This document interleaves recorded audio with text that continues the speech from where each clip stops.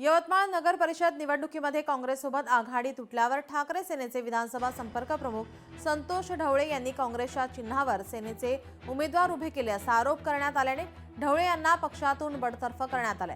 नगर परिषद निवडणुकीनंतर आपण पक्षप्रमुख उद्धव ठाकरे यांची भेट घेणार असून ते जो निर्णय देतील तो मान्य राहणार असल्याचं संतोष ढवळे यांनी स्पष्ट केलंय।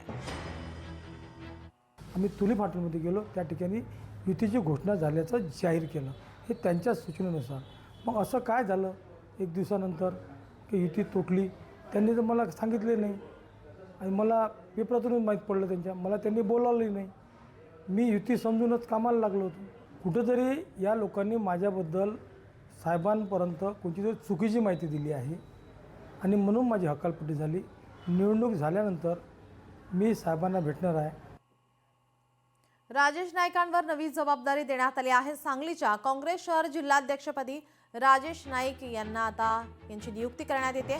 सांगलीच्या काँग्रेस शहर जिल्हाध्यक्षपदी अखेर निवड झाली आहे। माजी सभापती राजेश नाईक यांची काँग्रेसच्या शहर जिल्हाध्यक्षपदी वर्णी लागली आहे। शहर जिल्हाध्यक्षपदासाठी काँग्रेसमधील माजी नगरसेवक मंगेश चव्हाण आणि राजेश नाईक यांच्यात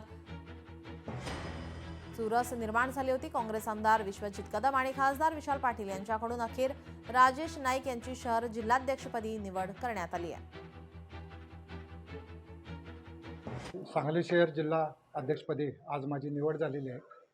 या निवडीचं नक्कीच काँग्रेस पक्षाला ताकद देण्यासाठी व काँग्रेस पक्षाची नगरसेवकांची शक्ती वाढवण्यासाठी मी नक्की प्रयत्न करेन। येत्या महापालिकेमध्ये काँग्रेस पक्षाचे जास्तीत जास्त नगरसेवक कसे निवडून येतील यावर माझं हे लक्ष असेल।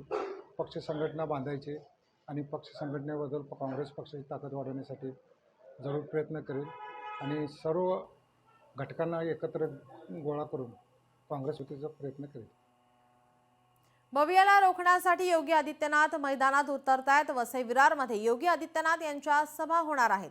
उत्तर भारतीय आणि हिंदू मतं मिळवण्यासाठी भाजपाची आता ही खेळी समोर येते।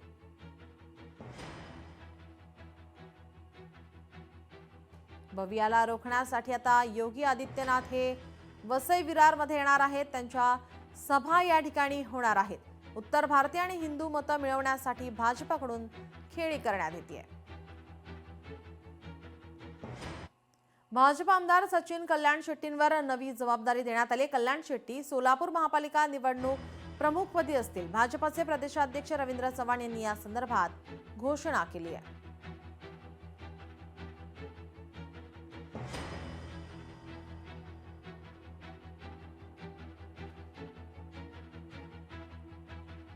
पालिका निवडणुकीचा बिगुल वाजतात। या ठिकाणी आता पालिका निवडणुकीसाठी आता जबाबदारी सोपवण्यात येत आहे।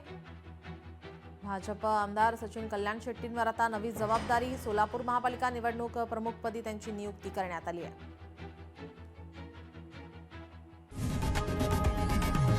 लोकशाही मराठी ऐका, पहा, जागरूक रहा।